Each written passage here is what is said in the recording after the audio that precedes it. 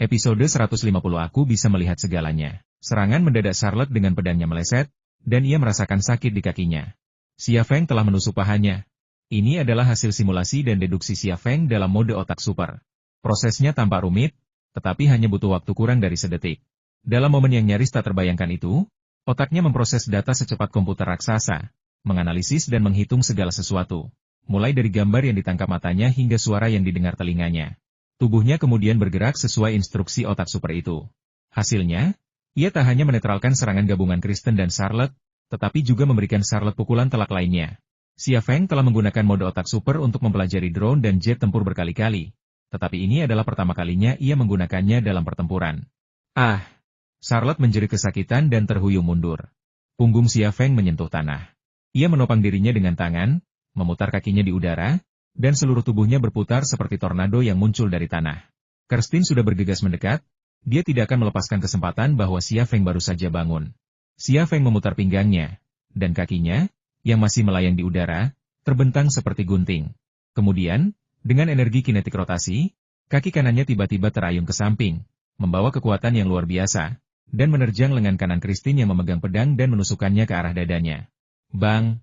Dengan suara dentuman teredam, Kirsten tersapu, dan pedang di tangannya jatuh ke tanah. Setelah terbang beberapa meter, tubuhnya menghantam dinding piramida hitam dengan keras dan jatuh kembali ke tanah. Selama proses ini, Xia Feng telah bergegas maju, dan menyerang Charlotte dengan pedang di tangannya seperti badai. Ding ding ding, tertawa. Charlotte menangkis beberapa serangan, tetapi karena luka di dada dan kakinya, saat Xia Feng menusuknya untuk kelima kalinya, dia agak lambat dan ditusuk di perut oleh Xia Feng. Paf! Charlotte membuka mulutnya dan mengeluarkan seteguk darah. Wajah Xia Feng tanpa ekspresi, belum lagi kelembutan atau simpati. Ia mencabut pedang yang menusuk perut Charlotte, lalu menusukkannya lagi ke perut bagian bawahnya, mencabutnya lagi dan menusukkannya lagi, satu demi satu. Charlotte tak lagi punya kekuatan untuk melawan. Tak satupun serangan Xia Feng mengenai titik vitalnya, tetapi nyawanya melayang dengan cepat. Xia Feng mengulurkan tangan dan mendorong Charlotte dengan lembut, yang jatuh tertelungkup ke tanah. Darah mengucur deras dari luka-lukanya, membasahi pakaiannya dan sebagian besar tanah dalam sekejap mata. Tidak Kirsten, yang baru saja merangkak dari tanah, berteriak pada Xia Feng. Xia Feng berjalan ke arahnya dan berkata dengan tenang, "Tidak apa? Apa kau tidak ingin dia mati? Kenapa kau tidak memberitahuku lebih awal? Jika kau memberitahuku lebih awal, aku pasti akan memenuhi keinginanmu." Kirsten mundur, pedangnya tak lagi di tangan, dan senjatanya tak lagi berfungsi dengan baik di medan energi piramida. Ia dan Charlotte tak mampu membunuh Xia Feng bersama-sama. Dan kini setelah Charlotte mati, ia harus menghadapi Xia Feng sendirian. Ia tak lagi punya keberanian untuk bertarung. Xia Feng terus mendekati Kirsten. "Siapa kau? Aku tidak percaya kau CEO Lockheed Martin." "CEO Lockheed Martin? Keluarga saya memiliki saham di 5 perusahaan senjata terbesar di Amerika Serikat. Saya bisa menjadi CEO perusahaan manapun yang saya inginkan." Kirsten melanjutkan langkahnya.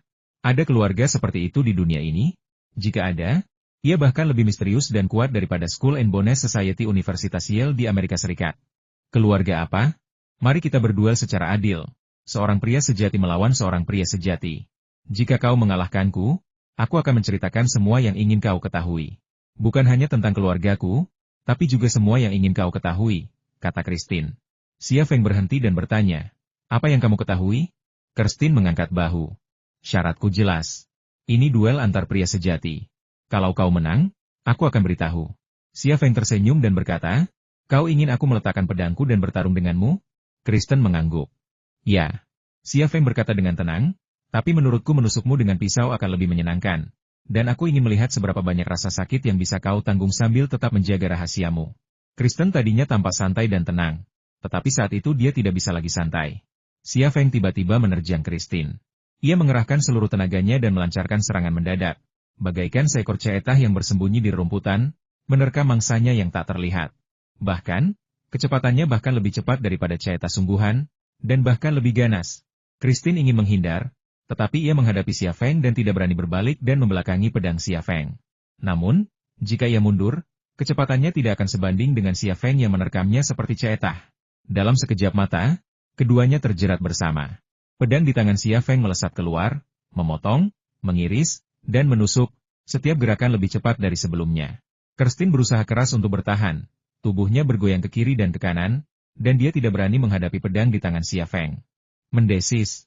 Cahaya dingin menyambar bahu Christine, dan jejak darah memercik dari bilah pedangnya. Tertawa. Pedang tajam itu menebas perut Christine, merobek jas mahalnya hingga berlubang dan darah mengucur deras. Jika ia tidak segera mengencangkan perutnya, ususnya pasti sudah keluar dari luka itu. Potongan demi potongan, setiap pisau lebih cepat dari sebelumnya. Di bawah mode otak super, setiap gerakan Christine tidak dapat lolos dari prediksi Xia Feng, dan pisaunya selalu dapat diletakkan di posisi yang tepat sebelumnya, menambah luka baru pada Christine. Tubuh Christine berlumuran darah. Lebih dari selusin luka, besar maupun kecil, berdarah deras. Setelan mahalnya telah lama berlumuran darah. Seiring lukanya bertambah banyak dan darah mengalir, reaksi dan kecepatannya pun melambat. Pisau lain menusuk paha Christine. Christine terjatuh ke tanah. Xia Feng menekan lututnya ke dadanya, mencabut pedang dari kakinya, lalu menempelkannya di dada kanannya, dan menusukkannya ke tubuhnya sedikit demi sedikit. Darah mengucur deras dari dada Christine. Jika Xia Feng menusuknya sedikit lebih dalam, paru-parunya pasti sudah tertusuk. Kombinasi kesulitan bernapas dan pendarahan tidak akan langsung membunuhnya, tetapi pasti akan membuatnya meronta-ronta kesakitan, menunggu ajal menjemput. Namun, menghadapi kematian, mata Christine sama sekali tidak menunjukkan rasa takut. Ia tampak sangat tenang, kau tidak bisa membunuhku. Xia Feng menusukkan pedangnya sedikit ke bawah, benarkah? Hehehe. Christine tertawa nakal. Kalau kau membunuhku, rencananya akan hancur. Apa kau pikir dia akan membiarkanmu pergi? Pikirkan istri dan anakmu. Mata Xia Feng dingin. Apakah kau mengancamku? Christine berkata, ini bukan ancaman, ini pengingat. Dia tidak membunuhmu karena suatu alasan. Kau juga tidak bisa membunuhku karena suatu alasan. Xia Feng tidak bertanya. Tatapannya tiba-tiba berubah, mata hitamnya memikat. Medan energi misterius langsung menyelimuti Christine, menyelaraskan pikirannya. Mencuri ingatan dari otak target, mengorek informasi yang diinginkan seperti berburu harta karun. Xia Feng tak pernah gagal sejak menguasai kemampuan ini. Namun kali ini, ia gagal. Ia tak bisa menyelaraskan pikirannya dengan pikiran Konstantine, apalagi mengendalikan pikirannya, mencuri informasi apapun dari otaknya. Medan energi misterius itu seperti menyerbu otak mayat, tak ada apa-apa di sana. Kau, tatapan Xia Feng kembali normal, dan ia dipenuhi rasa ngeri. Siapa kau? Kau tak akan tahu jawabannya, kata Christine. Aku hanya mengusulkan duel yang adil, tapi kau tak setuju. Xia Feng berkata dengan dingin. Sekarang, aku akan menetapkan aturan mainnya. Jika kau menjawab pertanyaanku, tanganku tidak akan bergerak. Jika kau tidak menjawab, aku akan menusuk paru-parumu. Jika kau berbohong padaku, aku tetap akan menusuk paru-parumu. Terkadang kau begitu naif. Christine sama sekali tidak takut. Juga, jangan lupakan apa yang baru saja kukatakan. Sebaiknya kau tidak membunuhku, atau kau akan menyesalinya. Tangan Xia Feng yang memegang pedang ditekan sedikit demi sedikit, dan pedang tajam itu memotong otot-otot Christine dan bergerak mendekati paru-parunya sedikit demi sedikit. Christine menahan rasa sakit yang hebat dan tidak berteriak. Tak ada rasa takut di matanya, hanya amarah dan penghinaan. Tangan Xia Feng berhenti tepat saat pedang itu hendak menembus paru-paru Christine. Namun, bukan ancaman Christine yang berpengaruh. Sebaliknya, ia merenungkan sebuah pertanyaan dalam benaknya, mengapa aku tidak bisa mencuri informasi dari otaknya? Siapa dia? Ia tiba-tiba teringat sesuatu. Oh ya. Zhu Xuanyue pernah bilang padaku bahwa dia tidak bisa mengendalikan otakku. Mungkinkah Christine ini orang sepertiku? Tapi, bagaimana mungkin? Penjelasan yang paling masuk akal adalah Christine adalah orang yang sama dengannya. Jadi dia tidak bisa mengendalikan otaknya dan mencuri informasi darinya. Namun pertanyaannya, bagaimana mungkin ada orang di dunia ini yang mengambil kapsul AE dan mencapai evolusi super? Christine terbatuk 2 kali, darah mengalir dari sudut mulutnya, tetapi senyum sinis tersungging di bibirnya. Kenapa? Kau takut? Kau tidak berani membunuhku? Fiuh. Christine baru saja selesai berbicara ketika pedang Xia Feng tiba-tiba menembus paru-parunya. Bilah tajamnya menancap sempurna di dadanya, hanya menyisakan gagangnya. Christine tertegun sejenak, dan ketakutan muncul di matanya. Aku memang penasaran dengan identitasmu. Mungkin ada keluarga di belakangmu, tapi ini bisa menyelesaikan masalahku lebih baik daripada membunuhmu. Setelah berkata begitu, Xia Feng menghunus pedangnya dan menusukkannya dengan keras ke jantung Christine. Dia benar. Memberi Christine waktu untuk musuh seperti dirinya yang memiliki evolusi super hanya akan menyusahkan dirinya sendiri. Dia tidak punya banyak waktu tersisa. Sebelum meninggalkan dunia ini, dia tidak akan pernah meninggalkan musuh seperti Christine untuk istri dan anaknya. Tidak berani membunuhmu?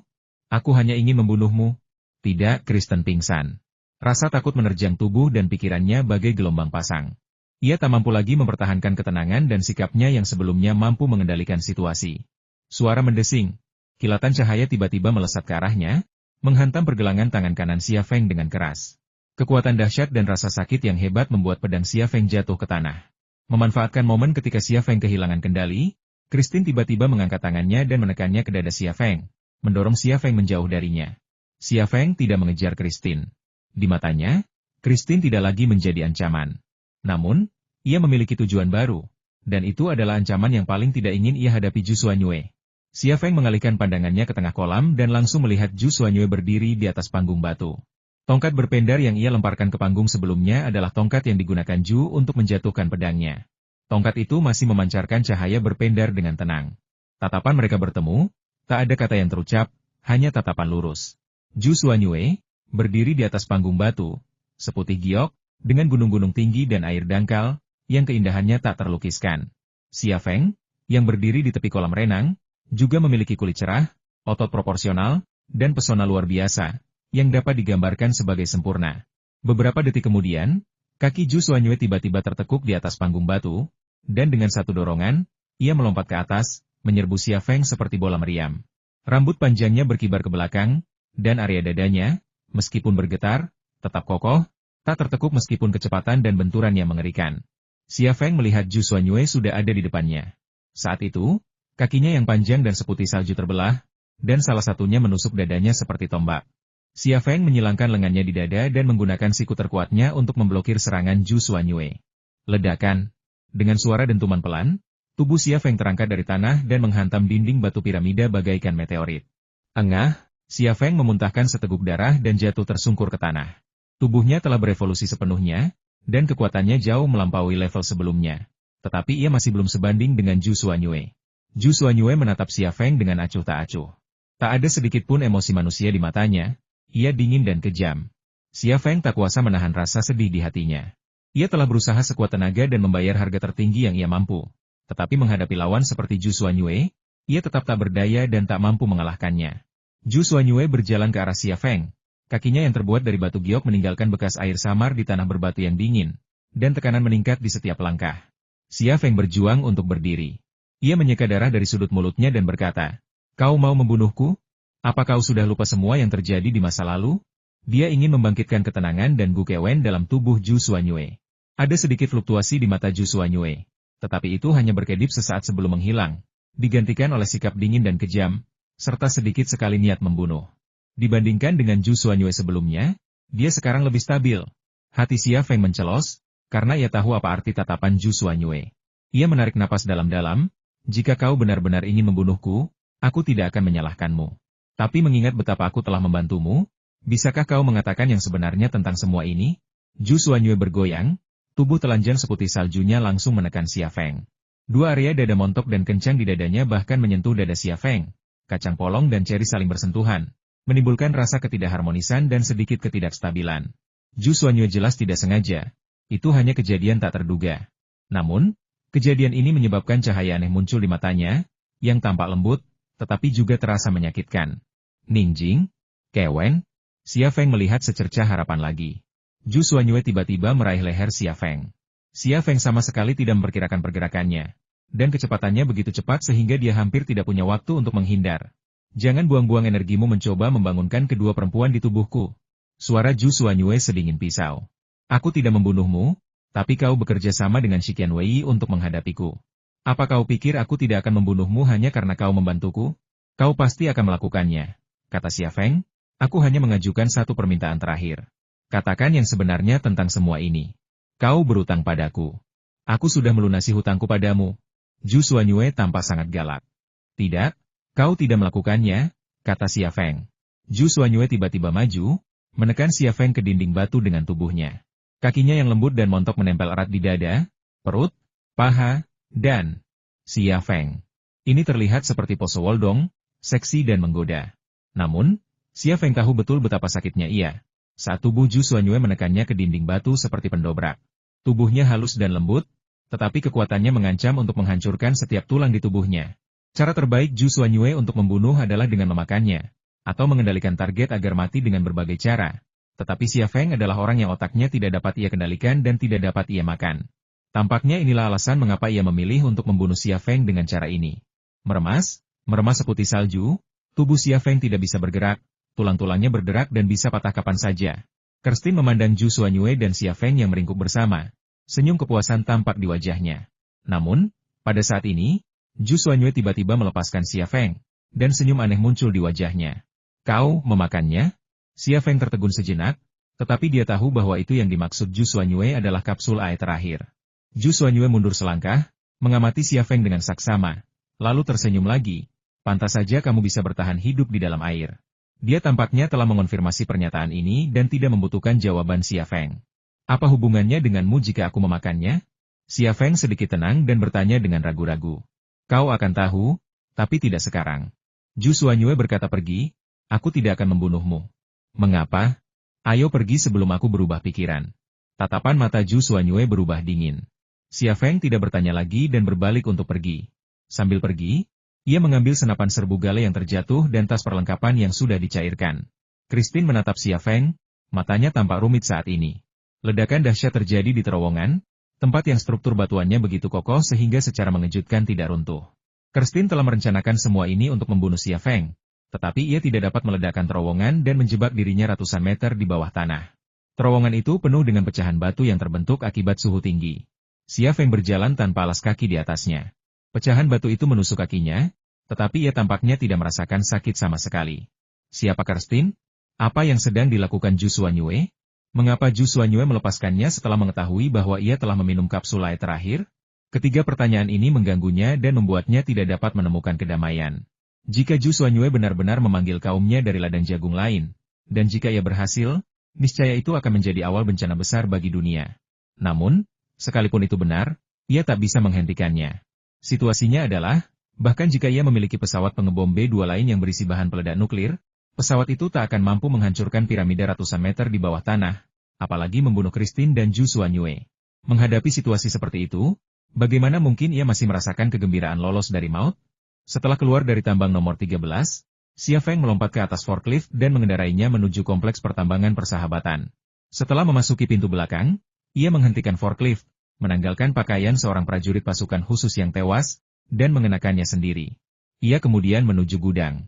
Selama waktu ini, ia mencoba menghubungi anggota tim Zodiac dan Giovanna, tetapi telepon satelit berdering tepat saat ia membutuhkannya. Telepon itu telah tenggelam ke dalam kolam yang dingin dan menyeramkan bersama pakaiannya.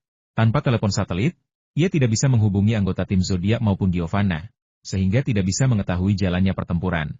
Namun, yang paling ia khawatirkan adalah Shen Tutianyin, seseorang yang bahkan telah tertembak. Bagaimana mungkin ia bisa selamat dari pertempuran dengan perbedaan jumlah yang begitu besar? Tepat ketika ia mulai mengkhawatirkan Shen Tutianyin, sebuah suara terdengar dari komunikator yang ditemukan di mayatnya. Orang-orang di gunung sedang mundur menuju rel kereta api. Kepung dan bunuh mereka. Seseorang menanggapi melalui komunikator, dan terjadilah kekacauan. Xia Feng merasa sedikit lega setelah mendengar percakapan ini. Musuh di gunung jelas adalah anggota tim Zodiac. Mereka sedang mundur menuju rel kereta api, tampaknya berniat untuk bertemu kembali dengan Giovanna dan yang lainnya. Situasinya mungkin agak tidak menguntungkan, tetapi belum genting. Xia Feng berlari menuju gudang dan muncul kembali di hadapan para karyawan Tiongkok. Ia berkata langsung, personel bersenjata dari Boka Sanctuary dan pasukan khusus Amerika semuanya telah menuju ke rel kereta api. Seharusnya tidak ada musuh yang menjaga jalan. Kalian harus lari sekarang dan naik kendaraan apapun yang kalian bisa. Wu Qiong berkata, apakah kamu tidak pergi bersama kami? Ya, aku tidak akan pergi bersamamu, kata Xia Feng, aku akan mendukung rakyatku. Seseorang di kelompok Sandera berkata bagaimana mungkin? Kalau kalian pergi, siapa yang akan melindungi kami? Suara Xia Feng terdengar dingin. Tidak ada yang berutang apapun padamu, dan jangan remehkan kebaikanku. Aku hanya bisa berbuat sebatas itu untukmu. Kalian harus mengandalkan diri sendiri untuk bertahan hidup. Setelah berkata demikian, dia melangkah pergi, tiba-tiba mempercepat lajunya setelah meninggalkan gudang, dan bergegas menuju gerbang pabrik. Ada 4 pasukan khusus yang menjaga gerbang pabrik, tetapi mereka semua berubah menjadi mayat setelah 2 detik. Xia Feng melangkahi tubuh mereka dan menghilang ke dalam hutan gelap. Di atas rel kereta api, ratusan pejuang Boka Sanctus menyerbu garis yang ditetapkan oleh misi penyelamatan. Hutan itu sendiri tidak cocok untuk peperangan posisi, karena setiap pohon menyediakan perlindungan alami. Para pejuang Boka Sanctus bersembunyi di balik pepohonan. Sekalipun para veteran misi penyelamatan dipersenjatai dengan senjata terbaik, seperti senapan serbu Blitz dan senapan runduk XL-2500, peluru mereka hanya akan mengenai batang pohon, membuang-buang energi mereka. Puluhan pasukan khusus yang tersisa melancarkan serangan mengapit ke barisan depan asosiasi penyelamat, dihadang oleh anggota tim zodiak yang telah turun dari puncak gunung. 6 orang melawan puluhan pasukan khusus yang diperlengkapi dengan baik dan terlatih, bahkan anggota tim zodiak pun tanpa kesulitan. Jika keadaan ini terus berlanjut, pendudukan akan berbalik paling lama dalam waktu setengah jam, dan keadaan akan berkembang ke arah yang terburuk. Anggota tim zodiak akan terbunuh setelah kehabisan amunisi, dan para veteran Rescue Society akan dikalahkan oleh taktik kawanan serigala. Beberapa akan mati, beberapa akan melarikan diri, dan mereka yang tertangkap akan dipenggal oleh orang-orang di tanah suci Boka. Bang, bang, bang. Erdemutu mengeluarkan senapan serbu gale miliknya dari balik pohon tempat ia bersembunyi dan melepaskan beberapa tembakan. Namun kemudian beberapa peluru mengenai batang pohon tempat ia bersembunyi, menyebabkan serpihan kayu berterbangan kemana-mana, dan ia tidak berani menunjukkan kepalanya dengan gegabah. Kenapa bos belum juga kembali? Erdemutu tampak cemas. Dia ada di area pabrik, dan dia menghadapi lebih banyak musuh daripada kita. Qianjun muncul dari balik batu tempat dia bersembunyi, dan melepaskan rentetan tembakan.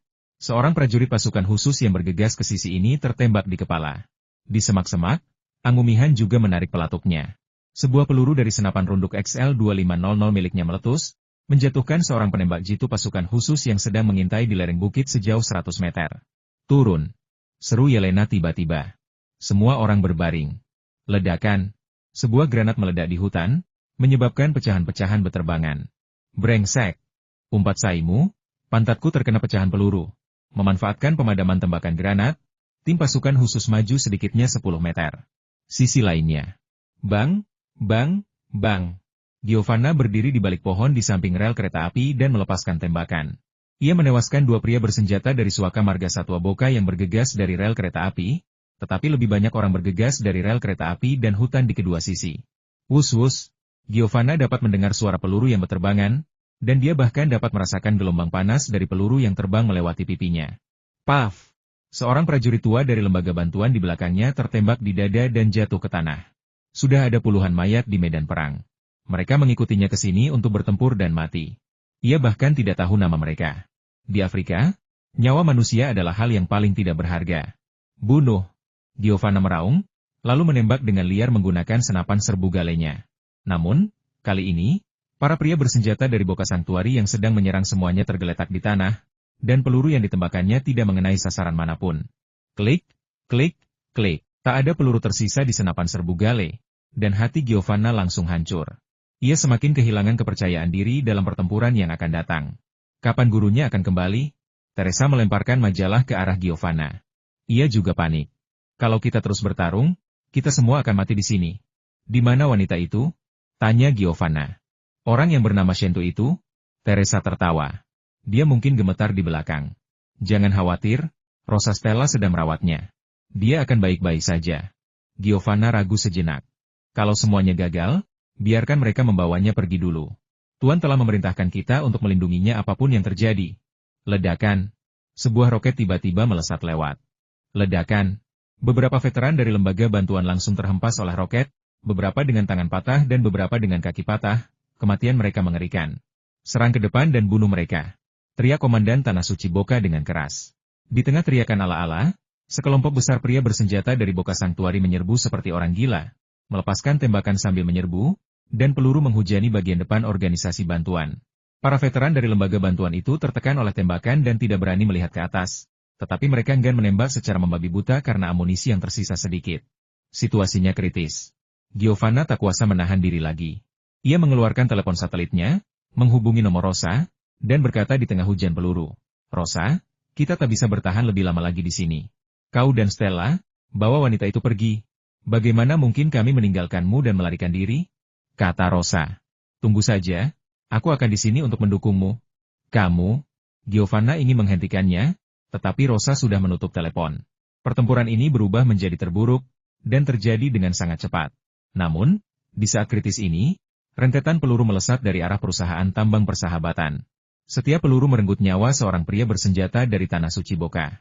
Setiap peluru mengenai sasaran dan pistol itu menembak kepalanya. 20 atau 30 orang tewas hanya dalam 2 atau 3 detik. Mereka yang bereaksi cepat punya kesempatan untuk menoleh ke belakang. Sementara mereka yang tidak bereaksi cepat akan musnah bahkan sebelum mereka menyadari apa yang terjadi. Namun, terlepas dari apakah mereka bereaksi cepat atau lambat, tak seorang pun bisa menghindari serangan mendadak ini. Tekanan pada organisasi penyelamat tiba-tiba berkurang.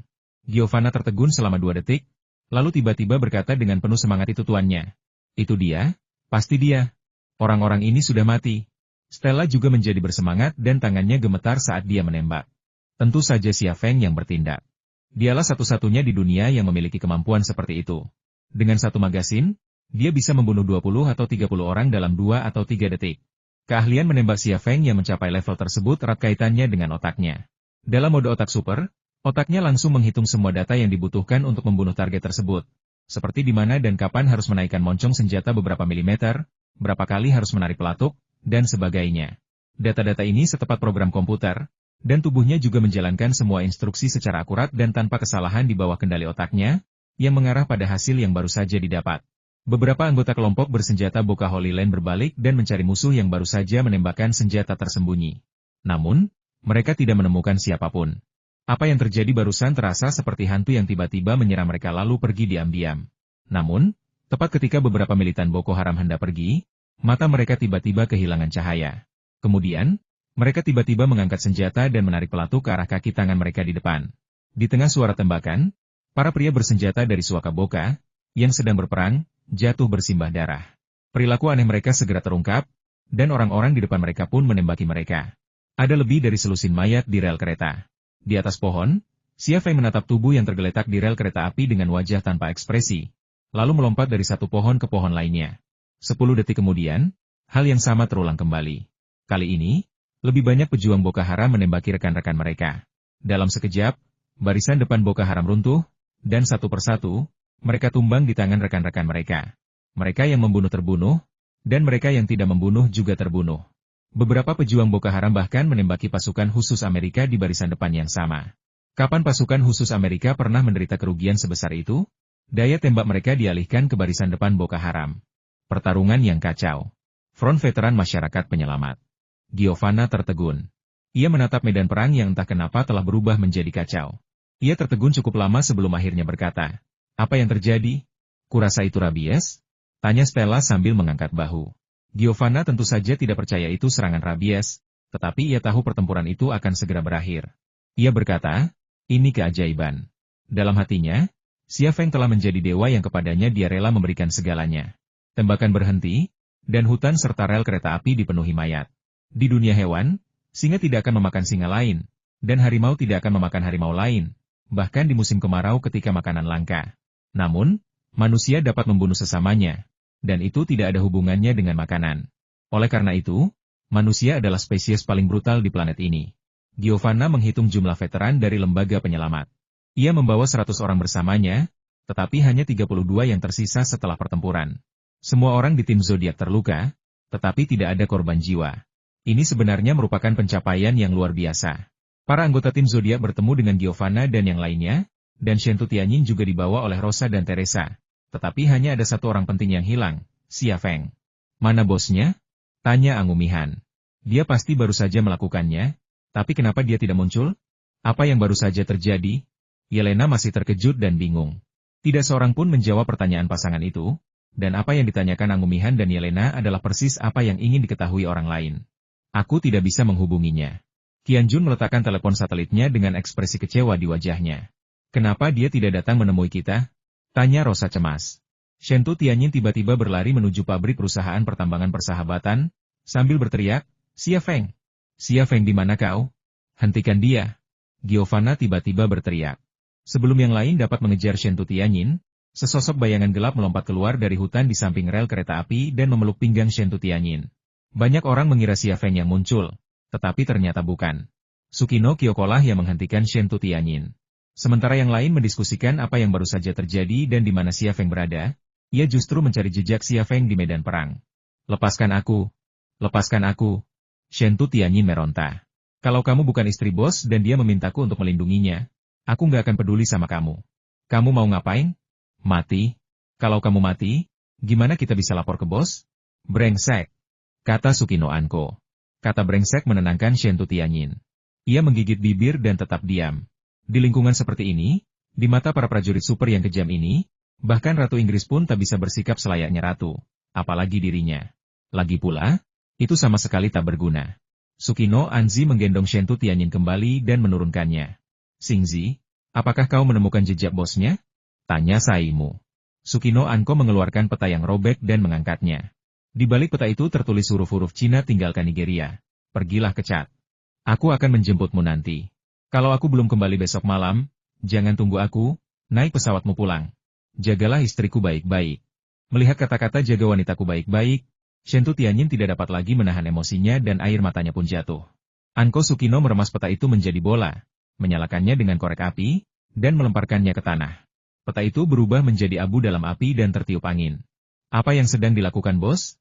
Kepala Anggumihan dipenuhi tanda tanya. Sukino Anzi tersenyum kecut. Mana mungkin aku tahu? Kita lakukan saja apapun yang dia perintahkan. Kita harus keluar dari sini. Kalau bala bantuan Amerika datang, situasinya akan gawat. Sekelompok orang mulai mundur. Shentu Tianyin menoleh ke belakang setiap 2 langkah. Ia membayangkan pria yang selama ini menghantui mimpinya tiba-tiba muncul di hadapannya, tetapi ia tak kunjung muncul. Keempat ksatria wanita itu bergumam. Saya yakin itu sebuah keajaiban, kata Giovanna dalam bahasa Italia. Kita tidak bisa lagi memanggilnya guru. Lalu kita harus memanggilnya apa? Stella tampak bingung. Guntur suci. Giovanna membuat tanda salib di dadanya. Dia adalah dewa perang yang diutus Tuhan ke dunia. Merupakan kehormatan terbesar bagi kami untuk mengikutinya. Aku rela memberikan segalanya yang kumiliki untuknya. Kakak, apa arti segalanya bagimu? Tanya Stella sambil tersenyum. Darah, jiwa, dan daging, semuanya kumiliki. Mata Giovanna berkilat penuh kesalehan. Rosa tersenyum dan berkata, kamu mau tidur sama Sentre? Aku yakin kamu basah kuyup. Giovanna? Tim yang terluka pun semakin menjauh. Beberapa ratus meter jauhnya, di atas pohon setinggi puluhan meter, Xia Feng diam-diam memperhatikan kepergian anak buahnya. Tatapannya terpaku pada Shentu Tianyin sejenak, lalu akhirnya beralih. Ia bergumam pada dirinya sendiri, maafkan aku. Bukannya aku tidak ingin bertemu denganmu. Aku juga ingin pergi bersamamu. Tapi, ada hal-hal yang harus kulakukan. Selalu ada beberapa hal dalam hidup yang sangat enggan kita lakukan. Tetapi kita tetap harus melakukannya karena kita tidak punya pilihan. Xia Feng tidak punya pilihan. Zhu Xuanyue tidak membunuhnya karena ia tahu ia telah mengambil kapsul AI terakhir. Ia harus mencari tahu alasannya. Ia juga harus mencari tahu identitas Christine. Jadi, meskipun ia tahu sangat berbahaya untuk kembali ke Friendship Mining saat ini, ia harus kembali. Kristen terluka parah dan membutuhkan perawatan. Untuk mendapatkan perawatan, ia harus meninggalkan tambang 13. Inilah satu-satunya kesempatannya untuk menangkap atau membunuh Kristen. Jika ia membiarkan Kristen kembali ke Amerika Serikat, ia tidak akan punya kesempatan. Lebih lanjut, ia harus mencari tahu apakah Kristen akan membawa batu bata berisi logam langka dari piramida bawah tanah kembali ke Amerika Serikat untuk digunakan dalam pembangunan pesawat tempur Super Dragon Slayer. Friendship Mining sunyi di bawah langit malam, dengan cahaya bulan yang dingin dan mayat-mayat beku. Suasananya seperti kamar mayat di dunia apokaliptik. Xia Feng muncul di dalam kompleks pertambangan persahabatan. Ia menuju pintu belakang, tujuannya sekali lagi adalah gua tambang 13. Sambil berjalan, pandangannya menyapu seluruh kompleks, melakukan pemindaian perspektif. Semua sandera di gudang material telah melarikan diri, dan mobil-mobil di tempat parkir telah dibawa pergi, termasuk beberapa kendaraan militer AS. Saat matanya menyapu gedung kantor, Xia Feng tiba-tiba berhenti dan berbalik untuk berjalan menuju gedung kantor. Di sebuah kantor di lantai pertama gedung perkantoran, seorang pria parubaya sedang berbicara di telepon. Xia Feng mengenalinya sekilas. Pria itu tidak lain adalah paman ketujuh Shentu Tianyin, Shentu Weiying. Apa-apaan ini? Kau berjanji akan melindungiku. Kalau aku tidak meninggalkan tambang nomor 13 untuk urusan mendesak, aku pasti sudah mati sekarang. Aku tidak peduli. Para pekerja itu sudah kabur, masalah ini tidak bisa ditutup-tutupi. Kalau kau tidak mengirim pesawat untuk menjemputku, aku akan membongkar kesepakatan kita. Shentu Weiying sangat gugup dan tampak ketakutan. Bagaimana situasi terkini di tambang nomor 13? Suara seorang pria terdengar dari telepon. 10 meter jauhnya, Xia Feng menghentikan langkahnya ketika ia mendengar suara dari telepon. Suara ini adalah suara Yan Buddha. Dia tidak menyangka bahwa orang yang membuat kesepakatan dengan Shentu Weiying adalah Yan Evo. Organisasi FA sekarang bekerja untuk Amerika Serikat, dan Yan Evo juga berada di bawah komando Williams, jadi orang yang membuat kesepakatan dengan Shentu Weiying pastilah CIA. Entahlah, aku tak berani masuk, tapi aku tahu situasi di luar orang-orang mati. Suara Shentu Weiying bergetar. Masuklah ke tambang nomor 13 dan lihatlah. Kami sudah di sini. Kau akan mendapatkan apa yang kau inginkan. Jangan khawatir. Masuklah saja ke tambang nomor 13 dan lihatlah, lalu beritahu aku apa yang ada di dalamnya. Suara Yan Evo. Baiklah. Aku akan memeriksanya sekarang. Hubungi aku setelah kamu membacanya. Tunggu teleponku. Shen Tuwei meletakkan telepon dan berbalik untuk pergi. Ia berhenti tepat saat hendak keluar pintu. Ia melihat Xia Feng berdiri beberapa meter darinya. Xia Feng berjalan menuju Shen Tuwei. Hei, kau di sini di waktu yang tepat. Pergi ke Gua Tambang 13 dan ceritakan apa yang terjadi di dalam, kata Shen Tuwei. Ia mengira Xia Feng adalah prajurit pasukan khusus Amerika yang masih hidup. Xia Feng tidak mengatakan apa-apa, dia terus berjalan menuju Shen Tuwei. Shen Tuwei mengerutkan kening. Kamu tidak mengerti bahasa Inggris? Lalu bagaimana kamu bisa mendapatkan pekerjaan ini? Nah, kalau kamu menuruti perintahku, aku akan memberimu $500, $1.000. Xia Feng berjalan di depan Shen Tuwei, tiba-tiba mengulurkan tangannya dan meraih leher Shen Tuwei. Kamu? Shen Tuwei tiba-tiba menjadi pucat. Apakah kalian, keluarga Shen Tu, punya gen pengkhianatan? Xia Feng berbicara dalam bahasa Mandarin. Kamu? Suara Shen Tuwei bergetar. Siapa itu? Xia Feng berkata dengan tenang, orang yang ingin membunuhmu. Lepaskan aku. Shen Tuwei meninju wajah Xia Feng. Xia Feng tiba-tiba mengencangkan cengkeraman tangannya yang mencekik leher Shen Tuwei. Napas Shen Tuwei langsung tersengal-sengal. Ia tak sempat memukul wajah Xia Feng. Ia buru-buru mengulurkan tangan untuk menepis tangan Xia Feng. Tetapi baginya, tangan yang mencekik lehernya bukanlah tangan, melainkan tang besar. Kaki Shen Tuwei terus menendang Xia Feng, tetapi perlawanannya semakin melemah. Selangkangannya basah kuyup oleh air seni, yang menetes dari celananya ke tanah. Xia Feng tidak mengerutkan kening sedetik pun, lalu melonggarkan cengkeramannya. Shen Tuwei jatuh ke tanah, tak bergerak lagi. Xia Feng menyeret tubuhnya ke dalam kantor dan menyelipkannya di bawah meja. Ia duduk di kursi kantornya dan, menirukan suara Shen Tuwei, mengulangi apa yang baru saja dikatakannya. Kamu tidak mengerti bahasa Inggris? Lalu bagaimana kamu bisa mendapatkan pekerjaan ini? Oke, kalau kamu menuruti perintahku, aku akan memberimu $500, $1.000. 10 menit kemudian, ia mengangkat telepon di atas meja dan menghubungi kembali nomor yang dihubungi Shen Tuwei sebelumnya. Ia berkata, tidak, ini tidak bagus. Kenapa panik? Tenanglah. Suara Yan Evo dipenuhi amarah. Nada bicara Xia Feng masih sangat gugup. Aku harus kabur dari sini. Mereka datang. Setidaknya 2.000 orang. Apa katamu? 2.000 orang? Bagaimana mungkin? Mereka datang. Aku tidak tahan lagi, aku harus pergi, kata Xia Feng cemas. Oh, dan mereka juga punya kendaraan rudal anti pesawat. Sepertinya mereka. Rusia. Ah, suara Yan Evo. Xia Feng meletakkan telepon dan menutup telepon. Tentu saja, tidak ada tentara Rusia atau rudal anti pesawat di sini. Kebohongannya, yang menyamar sebagai Shen Tuwei, memiliki tujuan yang jelas. Targetnya malam ini adalah Kirstin, bukan siapapun dari FA. Dia bertekad untuk menghancurkan FA, tetapi tidak sekarang. Dia membuat keputusan ini agar Rusia bisa disalahkan untuk sementara waktu. CIA pasti akan memulai penyelidikan, dan saat penyelidikan mereka selesai dan mengirim Yan Evo dengan bala bantuan, kemungkinan besar dia sudah tamat. Xia Feng meninggalkan kantor dan naik ke atap gedung. Ia mengalihkan pandangannya ke tambang nomor 13, lalu mengeluarkan tas perlengkapannya dan merakit senapan runduk XL2500 dari dalamnya. Berikutnya adalah penantian. 5 menit kemudian, sesosok muncul di hadapannya. Kirstin akhirnya muncul, berjalan perlahan dan goyah. Ia menderita puluhan luka, besar maupun kecil, dan dada kanannya tertusuk. Sungguh suatu keajaiban ia bisa berjalan sendiri. Xia Feng mengunci pandangannya pada Kirstin. Di matanya, bagian manapun dari tubuh Kirstin adalah target yang bisa ia serang. Selama ia menarik pelatuknya, Kirstin akan jatuh. Membunuhnya atau bergegas dan menangkapnya? Xia Feng ragu-ragu antara dua pilihan ini, dan akhirnya memilih yang terakhir. Menangkap Kirstin mungkin tidak akan memberinya informasi yang diinginkannya, tetapi membiarkannya tetap hidup akan menjadi ancaman besar, tidak hanya bagi istri dan anak-anaknya, tetapi juga bagi seluruh bangsa Tiongkok.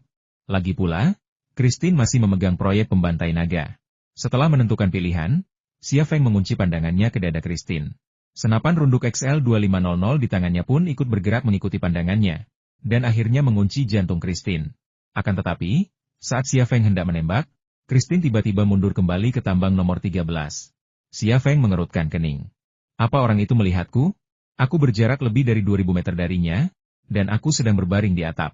Kalau dia masih melihatku, berarti dia benar-benar telah mengambil kapsul AE dan memiliki Mega Evolution yang sama denganku.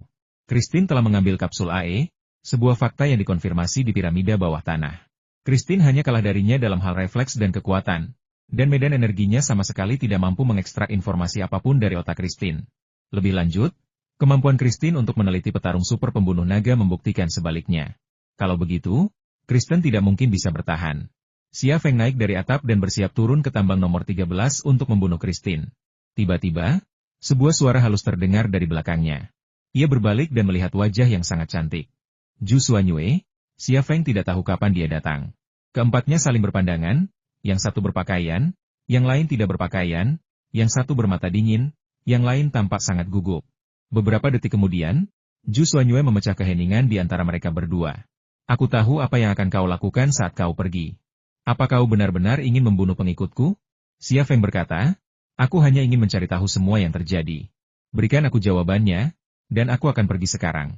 Mata Zhu Xuanyue menjadi dingin. Apakah kau benar-benar berpikir aku tidak berani membunuhmu? Xia Feng berkata, ya, kau sudah menjelaskannya dengan jelas. Kau tidak berutang apapun padaku. Jika kau ingin membunuhku, kau bisa melakukannya. Tapi aku tidak berani. Membunuhku tidak akan ada gunanya bagimu. Kau membiarkanku pergi. Bukan karena kebaikan, tapi karena aku masih berharga bagimu, kan? Nilai ini sama dengan si Qian Wei, itulah sebabnya dia memberiku 3 tahun dan memaksaku meminum kapsul air terakhir. Apa konspirasimu? Zhu Xuanyue mengerutkan kening dan tidak menjawab pertanyaan Xia Feng. Apa sebenarnya yang ingin kau dapatkan dariku? Tanya Xia Feng. Zhu Xuanyue menggelengkan kepalanya. Suatu hari nanti kamu akan mengerti semua ini, tapi tidak sekarang. Kalau begitu, beritahu aku, siapa Christine? Dia juga minum kapsul AE, kan? Xia Feng mengganti pertanyaannya. Zhu Xuanyue berkata, pergi sana. Aku tidak akan menjawab pertanyaanmu. Xia Feng tidak bergerak, dia tidak mau menyerah. Zhu Xuanyue berkata, sebaiknya kau pergi sekarang. Kristen sudah menghubungi CIA, dan mereka sedang mengirim seseorang. Kau punya waktu sekitar 20 menit untuk pergi. Setelah itu, aku tidak bisa menjamin kau akan keluar dari sini hidup-hidup. Ada sedikit nada ancaman dalam kata-kata ini. Xia Feng tetap acuh tak acuh. Ia tersenyum licik. Entah kau atau Shi Qian Wei, mudah bagi kalian berdua untuk membunuhku, tapi kau tetap membuatku hidup. Bahkan jika aku musuhmu, kau pasti akan berbelas kasih padaku. Aku semakin yakin dengan apa yang kau inginkan dariku. Jadi menurutmu apa itu? Aku belum tahu, tapi aku pasti akan mencari tahu. Tidak apa-apa kalau kalian tidak memberitahuku. Aku akan bekerja sama dengan Shi Qian Wei dan memberinya apapun yang kalian inginkan, kata Xia Feng. Di kejauhan, di gua tambang 13, Kristen muncul kembali. Ia tidak datang ke sini, melainkan memilih tempat terbuka dan berbaring, menunggu CIA menyelamatkannya. Xia Feng sudah menyerah untuk membunuh Christine. Dengan Zhu Xuanyue di sampingnya, ia tak mampu melakukannya. Ia menyimpan senapan runduk XL2500-nya dan menuju tangga. Apakah kamu benar-benar akan memilihnya? Suara Zhu Xuanyue. Xia Feng melirik Zhu Xuanyue. Kau mendorongku ke arahnya. Aku hampir mati di piramida bawah tanah. Christine bilang kau ingin membunuhku, dan dia memasang jebakan untuk membunuhku. Kau dan pengikutmu memperlakukanku seperti ini, dan aku sudah berbuat baik padamu. Bagaimana aku masih bisa bekerja sama denganmu? Dia terus berjalan menuju tangga. Dia. Zhu Xuanyue ragu sejenak sebelum akhirnya berbicara. Leonardo di Piero da Vinci. Xia Feng tertegun dan berhenti berjalan. Christine sebenarnya adalah Da Vinci. Diakui secara universal sebagai orang terpintar dalam sejarah manusia. Sejarah masa depan mungkin mengatakan bahwa Xia Feng adalah orang terpintar di dunia. Tetapi sebelum Xia Feng muncul, orang dengan IQ tertinggi adalah Leonardo da Vinci. Tak heran ia mampu meneliti pesawat tempur Super Dragon Slayer untuk Amerika Serikat. Tapi bagaimana mungkin seorang pria dari zaman Renaissance masih hidup sampai sekarang?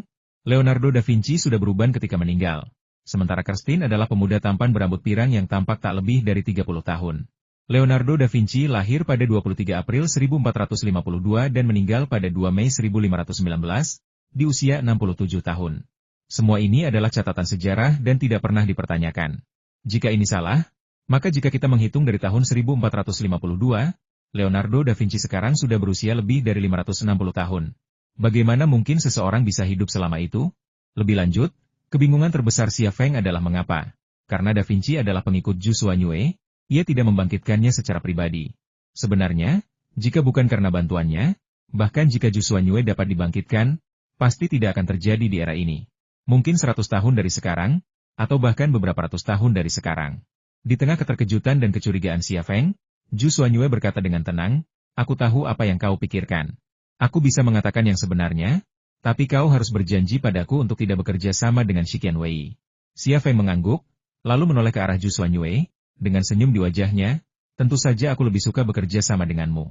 Lagi pula, Ada dua wanita yang sangat kucintai di dalam tubuhmu. Ia pernah bermitra dengan Shiqian Wei, dan kini ia bermitra dengan Zhu Xuanyue. Tetapi keduanya bukanlah bentuk kolaborasi yang ia sukai. Itu hanyalah langkah strategis. Ia, Zhu Xuanyue, dan Shiqian Wei bagaikan Wei, Shu, dan Wu di era tiga kerajaan. Shu adalah yang terlemah, dan demi mengamankan ruang strategis demi kelangsungan hidup dan perkembangan, ia tidak bisa sekaligus menjadi musuh Shiqian Wei dan Zhu Xuanyue. Ia bersedia bermitra dengan siapapun yang menawarkan keuntungan. Tetapi bagaimanapun juga, semua itu hanyalah janji lisan, tanpa investasi nyata. Senyum Xia Feng, dan wanita tercinta yang disebutnya, seolah menyentuh dua wanita lain di dalam tubuh Zhu Xuanyue. Sesaat, tatapannya melembut. Namun, dalam sepersekian detik, ia kembali tenang. Tatapannya masih dingin. Kuperingatkan kalian, jangan coba-coba membangunkan mereka lagi. Xia Feng mengangkat bahu. Aku tidak melakukan apa-apa. Ini salahmu sendiri. Katakan padaku, apa yang sebenarnya? Apa kau pikir dia minum kapsul AE? Kau salah. Satu-satunya kapsul AE di dunia ada di dalam potongan ember itu, tapi sekarang ada di tubuhmu. Itu bukan kapsul AE, itu Da Vinci. Itu teknologi biokimia dari dunia kita.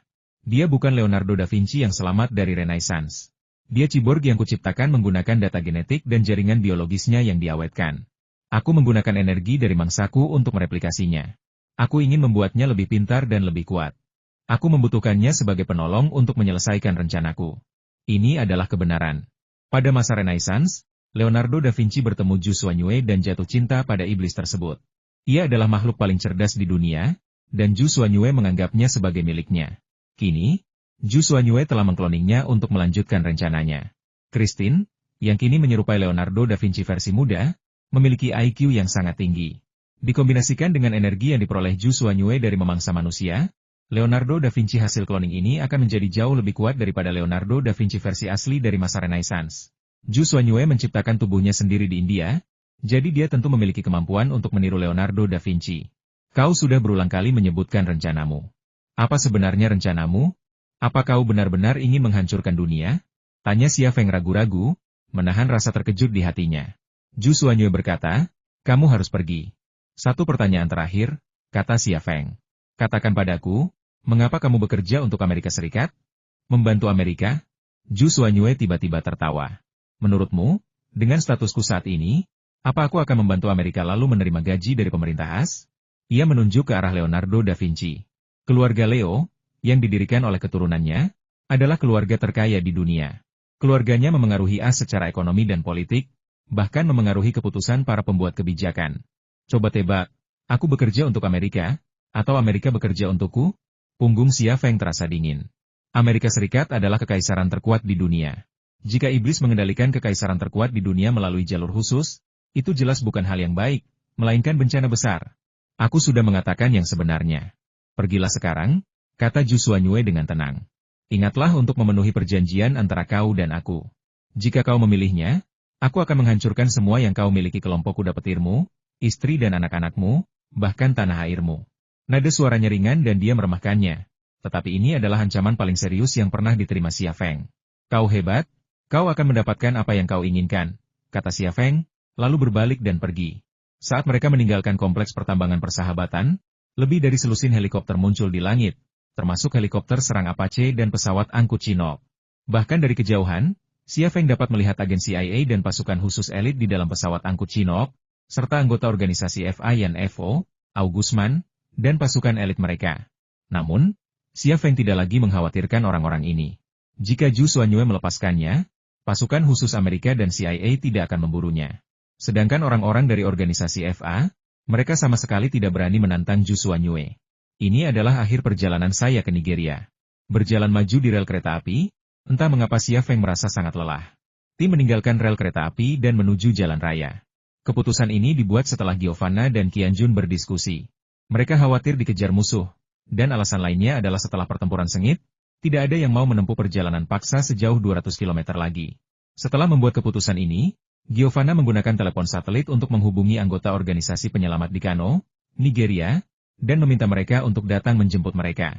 Setelah perjalanan panjang, tim tiba di jalan. Jalan itu sepi. Para veteran dari tim penyelamat menyeret tubuh mereka yang lelah di sepanjang jalan. Ada juga anggota tim Zodiac. Kondisi mereka tidak jauh lebih baik. Meskipun luka-luka mereka tidak fatal, Luka-luka tersebut cukup mengganggu kecepatan mereka. Apakah pertempuran ini merupakan kemenangan? Jika demikian, itu adalah kemenangan yang pahit. Jika Xia Feng tidak turun tangan tepat waktu, tidak ada seorang pun di sini yang akan selamat. Shentu Tianyin tertatih-tatih, kelelahan dan lecet di kakinya sungguh menyiksa. Tetapi tak seorang pun di sini yang menggendongnya seperti Xia Feng.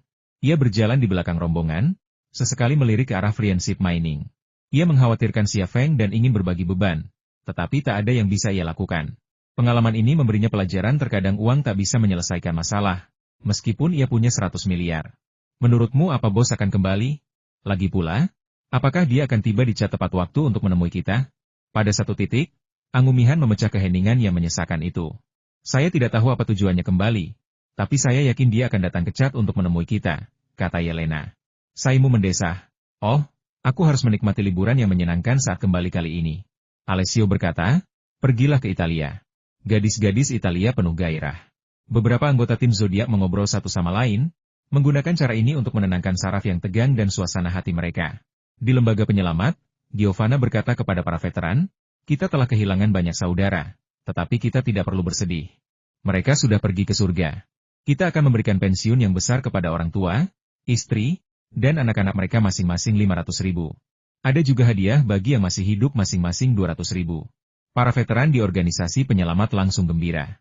Setiap saudara yang hilang akan menerima 500.000, cukup untuk menghidupi orang tua, istri, dan anak-anak mereka seumur hidup. Para prajurit yang selamat masing-masing akan menerima 200.000. Di Nigeria, di mana upah rata-rata hanya 2.000 per orang, mereka perlu bekerja selama 100 tahun untuk mendapatkan penghasilan sebanyak itu. Hidup atau mati, usaha mereka mendapat imbalan. Ini sebenarnya strategi Giovanna dan yang lainnya. Mereka ingin memberitahu para anggota Rescue Society bahwa di masa mendatang, siapapun yang berjuang untuk Rescue Society, mereka tidak akan khawatir. Dengan begitu, akan lebih banyak orang yang bersedia berjuang untuk Rescue Society di masa mendatang. Setelah menenangkan para veteran tim penyelamat, Giovanna kembali kepada Rosa, Stella, dan Teresa. Ia melirik Shentu Tianyin, yang berjalan di ujung kelompok. Melihat Shentu berjalan pincang, ia merasa sedikit kasihan. Ia berjalan ke arah Shentu Tianyin dan bertanya, butuh bantuan? Shentu Tianyin menggelengkan kepalanya. Tidak, terima kasih. Perjalanan kita mungkin masih panjang. Bisakah kau melakukannya? Kalau tidak bisa, aku bisa meminta seorang prajurit tua untuk menggendongmu, kata Giovanna. Tidak, aku bisa jalan. Aku tidak butuh siapapun untuk menggendongku. Shentu Tianyin menolak mentah-mentah. Satu-satunya pria di dunia yang bisa menyentuh tubuhnya adalah Xia Feng. Giovanna mengangkat bahu. Terserah kamu mau apa. Shentu Tianyin melangkah tertatih-tatih, dingin, arogan, dan keras kepala. Tapi justru itulah pesonanya. Pada saat itu Rosa tiba-tiba berkata ada mobil datang. Sembunyi. Semua orang mengungsi dari jalan dan bersembunyi di hutan di pinggir jalan. Di salah satu ujung jalan, 7 atau 8 mobil mendekat dengan cepat. Saat mereka melaju, mobil di depan menyalakan lampu beberapa kali. Ini kita. Mobil kita datang, teriak Giovanna. Semua orang kembali ke jalan, dan kendaraan yang datang menjemput orang juga melaju, berbalik dan berhenti di pinggir jalan. Nona Shentu, masuk ke mobil, kata Giovanna. Shentu Tianyin mengangguk, tetapi ketika sampai di pintu mobil, ia tak kuasa menahan diri untuk tidak menoleh ke belakang. Ia sudah mengantisipasi adegan di mana Xia Feng tiba-tiba muncul di hadapannya, dengan senyum favoritnya. Namun, jalan di belakangnya benar-benar kosong. Tak ada seorang pun di sana. Shentu Tianyin mendesah kecewa. Tetapi tepat ketika ia hendak berbalik dan masuk ke mobil untuk pergi, sesosok yang dikenalnya tiba-tiba muncul dari hutan di pinggir jalan. Ia tertegun sejenak, lalu mengamati pemandangan itu, lalu tiba-tiba bersorak dan berlari ke arah orang itu. Xia Feng kembali. Shentu Tianyin tertatih-tatih menghampiri Xia Feng dan menghambur ke pelukannya. Air mata mengalir deras di wajahnya. Ia terisak-isak dan tak bisa berkata-kata. Kau berlari begitu cepat meskipun kakimu sakit? Tanya Xia Feng sambil tersenyum. Kelembutan Shentu Tianyin mengusir rasa dingin di hatinya, membuatnya bisa melupakan sejenak kejadian mengerikan yang telah terjadi. Sekalipun aku tak punya kaki, aku akan merangkak di sini, kata Shentu Tianyin. Setelah perjalanan penuh darah dan api ini, ia telah berubah dan kini mengerti apa yang diinginkannya. Bolehkah aku menggendongmu ke sana? Suara Xia Feng sangat lembut. Shentu Tianyin menggigit bibirnya pelan. Kalau dulu dia tidak akan memperlihatkan sisi ramahnya di depan banyak orang, tapi sekarang dia bersedia melakukannya, hanya karena dia adalah Xia Feng. Xia Feng mengangkat pinggang Shentu Tianyin dan melangkah menuju mobil. Perhatian semua orang tertuju pada Shentu Tianyin dan Xia Feng, tetapi Shentu Tianyin sama sekali tidak peduli. Tangan Xia Feng berada di lekuk kakinya, di pinggangnya. Ia merasa tangan itu adalah lengan terhangat dan teraman di dunia. Ia ingin berbaring di sana selamanya. Bos, bukankah Anda meminta kami untuk pergi dulu dan menemui kami di Chat? Tanya Yelena. Xia Feng berkata, masalahnya sudah selesai. Ayo pergi. Masuk mobil. Masuk mobil. Teriak Giovanna. Ayo kita keluar dari sini. Xia Feng berkata, tidak perlu mengemudi secepat itu, tidak ada yang akan mengejar kita. Tidak seorang pun tahu apa yang terjadi. Tetapi kembalinya Xia Feng memberikan ketenangan pikiran bagi semua orang. Konvoi yang mundur itu melesat di sepanjang jalan raya yang melintasi hutan tanpa pulang, bergerak semakin jauh. Di langit malam yang biru tua, bulan purnama diam-diam memancarkan cahaya yang sejuk. Bintang-bintang yang tak terhitung jumlahnya menghiasi langit, menciptakan atmosfer yang jauh dan misterius. Seolah-olah sebuah bahasa mistis kuno berbicara, meskipun sayangnya tak seorang pun dapat mengartikannya. Di dalam mobil, Xia Feng melirik ke arah Friendship Mining, lalu berkata kepada Shen Tianyin di sampingnya, Tianyin, paman ketujuhmu sudah meninggal. Apakah itu dilakukan oleh orang Amerika? Tanya Shen Tianyin. Xia Feng berkata, aku tidak tahu apakah mereka orang Amerika atau dari Boca Sanctuary. Sepertinya pamanmu yang ketujuh punya perjanjian dengan mereka dan mengkhianatimu dan Friendship Mining. Tapi entah kenapa, mereka membunuhnya. Jika dia mati, ya mati saja, kata Shen Tianyin. Juga, ketika Anda kembali, Anda harus segera mengajukan pengaduan kepada pemerintah Nigeria dan meminta mereka untuk melindungi aset Vientani Group. Apakah ini akan berhasil? Percuma saja. Kalau begitu aku tidak menginginkannya, kata Shen Tianyin. Xia Feng berkata, kalau bisa, ambil saja. Kalau tidak bisa kembali, jangan ambil. Shen Tianyin menyandarkan kepalanya di bahu Xia Feng dan berkata, aku hanya menginginkanmu. Xia Feng tersenyum. Giovanna, yang sedang mengemudi, terbatuk. Sheng Lei, haruskah kita langsung ke Chat, atau ke markas organisasi bantuan untuk beristirahat? Ayo kita pergi ke markas organisasi penyelamat dan beristirahat, kata Xia Feng. CIA akan datang, banyak sekali. Biarkan mereka mengumpulkan intelijen. Ini akan lebih aman. Oke, kata Giovanna. Ia melirik Shen Tianyin yang sedang bersandar di bahu Xia Feng melalui kaca spion. Melihat wajah bahagia Shen Tianyin, sudut mulutnya sedikit terangkat. Secara kebetulan, adiknya, Stella, juga mengintip Xia Feng dan Shen Tianyin melalui kaca spion. Melihat Shen Tianyin meringkuk di pelukan Xia Feng, sudut mulutnya sedikit melengkung. Sheng Lei, Xia Feng tersenyum kecut. Kenapa kau memanggilku begitu? Giovanna dan Stella berkata serempak, tidak apa-apa, kami akan memanggilmu seperti ini mulai sekarang, Sheng Lei. Xia Feng, konvoi meninggalkan hutan, memasuki kota Kano, dan kemudian tiba di bangunan kuno. Giovanna dan 3 orang lainnya mulai mengurus masalah pensiun dan bonus, sementara anggota tim zodiak tetap di rumah untuk merawat luka dan beristirahat. Xia Feng dan Shen Tianyin ditempatkan di kamar terpisah. Memasuki ruangan, lukisan cat minyak yang tergantung di dinding menarik perhatian Xia Feng. Lukisan itu menggambarkan sebuah hutan yang diselimuti kegelapan. Namun, di dalam hutan itu, seberkas cahaya putih membubung ke langit yang gelap. Di dalam cahaya putih itu, samar-samar terlihat sosok bersayap. Di pojok kanan bawah lukisan, terdapat tulisan berbahasa Inggris hutan tanpa jalan pulang, rumah para peri. Peri jelas tidak ada di dunia ini, namun di dalam hutan itu terdapat sebuah piramida yang aneh dan misterius. Mungkin orang Kano kuno, setelah melihat berkas cahaya putih dan penampakan makhluk mirip peri, menamai hutan itu hutan tanpa kembali. Xia Feng tiba-tiba teringat sesuatu. Tianyin, aku masuk ke tambang beberapa waktu lalu. Apakah ada cahaya atau sesuatu di luar? Cahaya? Shen Tianyin tampak sedikit bingung. Xia Feng berkata, ya, cahaya terang, apakah kau melihatnya? Shen Tianyin berpikir sejenak, ya, sepertinya ke arah tambang. Aku melihat cahaya putih terbang ke langit. Kupikir itu lampu sorot dan tidak memperhatikannya. Berapa lama itu berlangsung? Hanya butuh 1 atau 2 detik, lalu menghilang dengan sangat cepat, kata Shen Tianyin. Tatapan Xia Feng kembali tertuju pada lukisan itu. Lukisan itu tidak terlalu tua, mungkin hanya beberapa dekade. Sang seniman belum menandatangani namanya, tetapi dari segi gaya, lukisan itu tergolong biasa saja dengan keahlian terbatas. Namun, lukisan inilah yang isinya telah dikonfirmasi malam ini. Selalu ada klaim bahwa piramida-piramida itu dibangun oleh alien, dan piramida-piramida di tambang nomor 13 serta piramida di lereng gunung di pinggiran Yerusalem, Israel, sama sekali tidak mungkin dibangun oleh manusia. Sekarang tampaknya piramida-piramida itu memang fasilitas yang digunakan untuk mengirimkan sinyal dan menghubungi peradaban alien. Jadi, apakah jenis Zhu Xuanyue akan segera hadir? Apakah bencana atau bahkan kiamat dunia ini akan segera datang? Xia Feng merasa berat hati. Apa yang terjadi? Tanya Shen Tianyin dengan khawatir. Xia Feng tersenyum getir. Tidak ada. Ia menatapnya, suaranya melembut. Setelah kau kembali, lakukan apapun yang kau inginkan. Jangan hanya fokus pada kariermu. Shen Tianyin tertawa. Kamu bilang kamu boleh melakukan apapun yang aku mau. Xia Feng mengangguk. Baiklah, lakukan apapun yang kau mau. Kalau begitu, mandilah bersamaku. Shen Tianyin menggandeng tangan Xia Feng dan berjalan menuju kamar mandi. Aku masih punya sedikit penawarnya. Kau tidak akan membiarkanku menghabiskannya, kan? Xia Feng, air hangat, banyak gelembung, pria dan wanita terjerat bersama. Mandi berendam sebenarnya adalah usulan yang salah. Ketika gairah mereda, kedua insan basah itu merangkak ke tempat tidur. Di balik selimut tipis, lekuk tubuh Shen Tianyin yang bergelombang dan anggun terlihat samar-samar, begitu pula Xia Feng. Ia memiliki keseksian yang bisa membuat wanita tersipu malu. Shen Tianyin menyandarkan kepalanya di lengan Xia Feng. Tatapannya tertuju pada botol kaca di samping tempat tidur. Hanya ada sedikit penawar yang tersisa di dalam botol, dan mungkin masih bisa digunakan lagi. Xia Feng terus menatap lukisan itu, berspekulasi tentang rahasia hutan tanpa kembali dan rencana Zhu Xuanyue.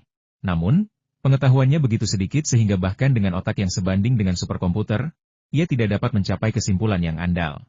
Mudah dibayangkan skenario terburuk ras Zhu Xuanyue akan menyerbu, dan manusia, yang berada di puncak rantai makanan, akan menjadi makanan. Suatu spesies dalam wujud energi murni memasuki dunia ini, mampu mengendalikan otak manusia sesuka hati, memangsa seluruh dunia, dan menjadi semakin kuat. Hari itu akan menjadi kiamat.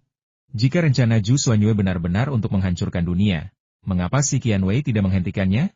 Bagaimanapun, dia adalah orang dari dunia ini, dan merupakan musuh bebuyutan Zhu Xuanyue, tetapi mengapa dia tidak datang untuk menghentikan Zhu Xuanyue? Xia Feng tidak mengerti hal ini. Jika si Qianwei muncul dan menyerang Zhu Xuanyue, dia dan si Qianwei akan memiliki kesempatan untuk menghentikan Zhu Xuanyue.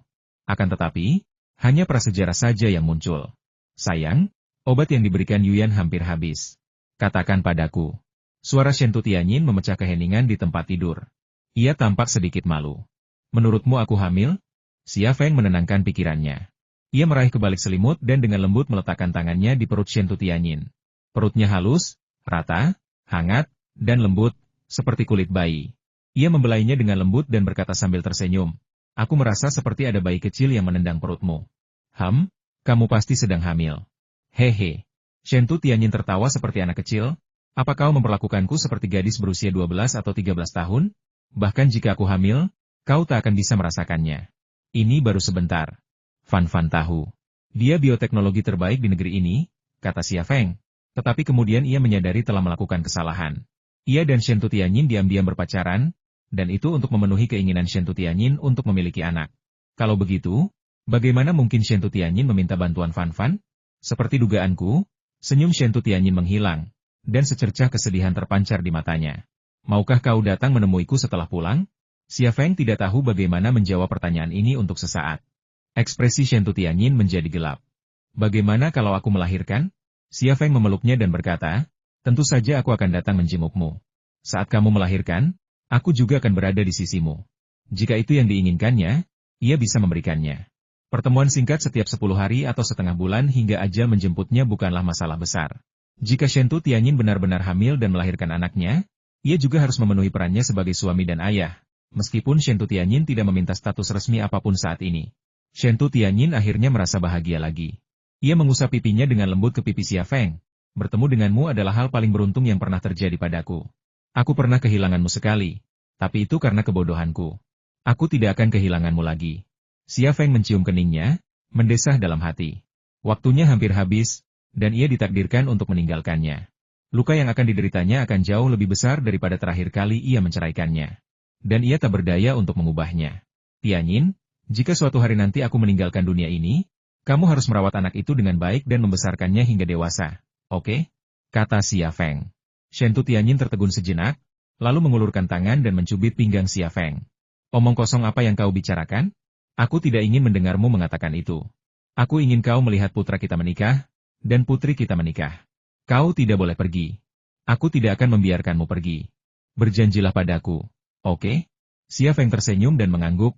Aku berjanji padamu. Shen Tianyin mencium pipi Xia Feng, dan tangan lembut itu sedikit tidak jujur. Xia Feng tiba-tiba melepaskan selimut tipis itu. Shentu Tianyin berteriak pelan dan mengulurkan tangan untuk menutupi bagian-bagian vitalnya. Tetapi ia tidak bisa melakukannya sama sekali. Ia berkata dengan malu, "Apa yang kau lakukan?" Xia Feng berkata, "Coba aku lihat perutmu. Aku bisa melihat apakah ada bayi di dalamnya." Aku tidak percaya. Shentu Tianyin merasa Xia Feng ingin melihatnya, bukan anak itu. Berbaringlah dengan baik. Biar aku lihat, kata Xia Feng. Shentu Tianyin menurunkan kedua tangannya. Jika dia ingin melihat, dia akan menunjukkan semuanya. Penyembunyian sebelumnya hanyalah omong kosong belaka. Tatapan Xia Feng jatuh pada perut Shentu Tianyin. Perutnya sehalus krim, dan keindahannya tak terlukiskan. Ia merasa bisa menatapnya selama 3 tahun tanpa merasa bosan. Shentu Tianyin memutar pinggangnya dan berkata, "Apa yang kau lihat? Dasar tidak sopan." Mata kiri dan kanan Xia Feng tiba-tiba memasuki mode supranatural clairvoyance dan pemindaian, langsung menembus perut bagian bawahnya. Sesampainya di sana, penglihatan mikroskopisnya pun terbangun. Dengan ketiga kemampuan ini bekerja sama, sebuah gambar holografik rahim muncul di benaknya. Semenit kemudian, ia melihat 2 sel telur yang telah dibuahi di dalam gambar holografik tersebut. Penemuan ini membuat Xia Feng tertegun sejenak, lalu tertawa terbahak-bahak, "Tianyin, kamu sedang hamil anak kembar. Tapi, aku tidak tahu apakah itu 1 laki-laki dan 1 perempuan, atau 2 laki-laki dan 2 perempuan." Ia bisa melihat sel telur yang telah dibuahi, tetapi ia tidak bisa melihat jenis kelaminnya. Lagi pula, sel telur tersebut belum cukup berkembang untuk membedakan jenis kelaminnya. Benarkah? Shentu Tianyin juga terkejut. Xia Feng mengangguk, "Ini benar, percayalah." Shentu Tianyin merintih, lalu tiba-tiba berdiri dan memeluk Xia Feng erat-erat. Suaranya bergetar karena kegembiraan. "Aku akan menjadi seorang ibu. Aku akan menjadi seorang ibu. Aku akan menjadi ibu dari 2 anak." Hahaha. Xia Feng menutup mulutnya dan berkata, "SSST, apakah kau ingin orang lain mendengar dan menertawakan kita?" Shentu Tianyin menahan kegembiraannya dan mengangguk. Suaranya melembut, "Kalau begitu aku akan bicara pelan-pelan. Suamiku, aku mencintaimu, aku mencintaimu." Xia Feng mencium ujung hidungnya. Shentu Tianyin mencium bibirnya dan berkata, "2 nama yang kamu pilih bisa digunakan sekarang. Anak laki-laki akan diberi nama Xia Yang dan anak perempuan akan diberi nama Xia Yu." Xia Feng tersenyum dan berkata, "Sudah kubilang, aku tidak tahu apakah itu laki-laki atau perempuan. Bisa jadi 2 laki-laki, atau bisa juga 2 perempuan. Kalau begitu, mereka juga akan dipanggil Xia Yang dan Xia Yu. Kamu adalah ayah dari anak itu, jadi nama apapun yang kamu pilih akan menjadi nama itu," kata Shentu Tianyin. Xia Feng menempelkan pipinya ke perut Shentu Tianyin. Perutnya lembut dan hangat, seperti jeli yang dipanaskan, dan memiliki aroma tubuh yang samar dan menawan. Tatapannya tak terelakkan tertuju ke bawah. Lalu, dia merasakan seluruh tubuhnya panas dan siap bergerak. Shentu Tianyin berbaring di kepala Xia Feng, membelai wajah dan rambutnya, terutama dengan lembut. Xia Feng muncul hasrat dan menekannya di bawahnya. "Bersikaplah lembut, kamu sedang hamil," kata Shentu Tianyin sambil menutup matanya karena malu. Xia Feng mengangguk dengan hati-hati. Kali ini, Shentu Tianyin melemparkan penawarnya ke belakangnya. Kebahagiaan itu begitu sederhana. Ia mendapatkannya. Meskipun prosesnya berliku dan sulit diraih, perasaan itu begitu indah dan berharga. Fajar tiba dengan tenang, dan sinar matahari keemasan masuk dari jendela, meninggalkan bercak-bercak keemasan di tanah dan selimut seputih salju di tempat tidur. Pemandangan di luar jendela begitu memesona, dan pemandangan di dalam jendela begitu memikat. Xia Feng bangun pagi-pagi sekali. Ia ingin membangunkan Shentu Tianyin, tetapi melihat Shentu tidur nyenyak dengan senyum damai di wajahnya, ia merasa agak enggan. Ledakan. Terdengar ketukan di pintu. Xia Feng menoleh dan melihat Sukino Anko berdiri di pintu. Xia Feng berjalan membuka pintu dan keluar. Saat ia berhadapan dengan Sukino Anko, senyum canggung muncul di wajahnya. "Apricot, kita berangkat sekarang?" Sukino Anzi menyerahkan telepon satelitnya kepada Xia Feng, "Ponselmu." Xia Feng sedikit terkejut. "Siapa yang menelepon?" Sukino Kyoko berkata, "Ayah, panggil dia, dia menunggumu." Xia Feng menghubungi nomor ayahnya dan panggilannya tersambung dengan cepat. "Xia Feng." "Ya, ayah." Kata Xia Feng, "Di mana ayah?" "Aku ingin bertemu ayah. Dia memiliki banyak hal yang ingin ditanyakan pada Xia Changhe." "Saya di Yerusalem, Israel." "Apa yang kamu lakukan di Yerusalem?" "Jangan khawatir. Aku akan memberitahumu saat aku kembali." "Kapan kamu pulang?" Tanya Xia Feng, agak kecewa. "Cucu-cucumu sudah bisa bicara, tapi mereka bahkan belum bertemu kakek mereka." "Kamu sibuk apa sih?" "Kamu harus percaya bahwa semua yang kulakukan adalah untukmu." Xia Feng menghela napas. "Baiklah, ada apa kau meneleponku kali ini?" Xia Changhe terdiam sejenak sebelum berkata, "Hal-hal besar akan terjadi." Kamu harus bersiap. Apa masalahnya? Jantung Xia Feng berdebar kencang. Ayah, apa yang ayah tahu? Bencana besar akan segera terjadi. Kurasa kau seharusnya tahu apa yang kukatakan. Xia Changhe berkata, Kirstin di sebelah wanita itu bukan orang sungguhan. Dia sangat berbahaya. Itu akan memengaruhi rencanamu. Kau harus membunuhnya apapun yang terjadi. Apa yang kamu ketahui tentang dia? Dia adalah salinan Leonardo da Vinci. Bagaimana ayah tahu itu? Xia Feng terkejut. Dia mendengarnya dari Zhu Xuanyue. Jika Zhu Xuanyue tidak memberitahunya, dia tidak akan pernah percaya bahwa Kirstin adalah replika Leonardo da Vinci. Jadi, bagaimana ayah tahu rahasia seperti itu? Tentu saja aku punya saluran sendiri. Aku tahu kamu punya banyak pertanyaan. Sudah kubilang aku akan memberitahumu saat aku kembali. Hati-hati dan singkirkan Kirstin. Saya akan. Kita bicarakan ini dulu. Jaga dirimu. Xia Changhe menutup telepon. Xia Feng tertegun selama beberapa detik sebelum menjawab panggilan Comet dan mengembalikannya kepada Sukino Anko. Tadi malam. Ekspresi Sukino Anko aneh. Apakah kamu senang? Xia Feng ragu sejenak, lalu berkata, setelah kita pulang, aku akan menemanimu ke tempatmu berlatih pedang, dan kita bisa bertanding-tanding. Bagaimana? Ini kode rahasia mereka. Kolam di bukit di belakang kelompok kuda petir adalah tempat Sukino Anzi berlatih pedang. Selama di Tiongkok, setiap kali Sukino Anzi merindukannya, ia selalu mengundangnya ke bukit belakang untuk berlatih tanding. Tentu saja, sulit untuk mengatakan apa yang mereka latih. Sukino Anzi tersenyum, lalu tiba-tiba membungkuk dan mencium pipi Xia Feng. Kali ini Xia Feng menderita. Sukino Anzi berbalik dan pergi sambil berkata, bangunkan dia, kita akan pergi setelah makan malam. Xia Feng tersenyum dan berkata, oke. Wanita dan anak-anak mungkin satu-satunya hal yang dapat membuatnya rileks dan bahagia. Perjalanan dari Chad ke Cina berjalan lancar. Zhu Xuanyue telah meniru Leonardo da Vinci, yang keluarganya misterius dan berkuasa, mampu memengaruhi kebijakan Amerika. Ini adalah kabar buruk bagi seluruh dunia, tetapi kabar baik bagi Xia Feng. Selama Zhu Xuanyue tidak mau, baik CIA, FA, maupun Pentagon tidak akan mampu menghadapinya. Alasannya sederhana, apa gunanya menentang Zhu Xuanyue? Perang di hutan tanpa pulang diberitakan oleh media, dan Tiongkok memprotes. Seperti yang diduga, Suaka-Boka menjadi kambing hitam. Amerika Serikat membantahnya, dan Suaka-Boka mengaku bertanggung jawab, menjadikannya sia-sia meskipun Vientani Group memiliki lebih banyak bukti. Perjalanan ke Nigeria tampaknya menjadi titik balik. Setelah kembali ke tanah air, baik Xia Feng maupun Thunder Horse Group tidak lagi menghadapi masalah. Segalanya telah tenang, baik di dalam maupun di luar negeri. Namun Xia Feng tahu bahwa ini akan menjadi perdamaian terakhir. Zaman prasejarah hanya memberinya waktu 3 tahun, dan Zhu Xuanyue telah menantikan saat itu. Hari itu akan menjadi batas waktunya, dan kini ia semakin dekat. Begitu hari itu tiba, ia juga akan menghadapi badai terkuat dalam hidupnya. Jadi, inilah ketenangan sebelum badai. Meski begitu, setelah kembali ke tanah air, Xia Feng langsung terjun ke dalam penelitian pesawat tempur super dan pembom strategis Thunder Horse Group. Ini juga merupakan keinginan terakhirnya sebelum wafat. Ia ingin menyumbangkan sisa tenaganya untuk negara dan bangsa ini. Dalam sekejap mata, 3 bulan berlalu. Tempat tinggal yang damai. Ayah. Xia Feng mendorong pintu ruang kerja dan berlari masuk, wajahnya yang kemerahan penuh keluhan, kakakku menindasku. Xia Feng meletakkan pekerjaannya, berdiri, dan berjalan ke arahnya sambil tersenyum. Berkata, adik mana yang menindas Fan-Fan kecil kita? Beritahu ayah, dan ayah akan memarahinya. Kakak Xialong, kata Xia Feng dengan suara kekanak-kanakan, aku sedang menggambar di tanah halaman, dan dia mengencingi gambarku. Xia Feng, saat itu, Xialong menjulurkan kepalanya dari balik pintu, tampak sedikit bersalah. Ayah, aku ingin menambahkan sungai pada lukisan adikku. Lalu ia berkata, aku anak yang baik, bagaimana mungkin ayah tega mengkritikku? Xia Feng, konflik antara Xia Feng dan Xialong belum terselesaikan, dan Liang Jiayu dan Xia Jianghe masuk lagi. Ayah. Liang Jiayu mengerutkan kening, Xia Jianghe merusak mainanku.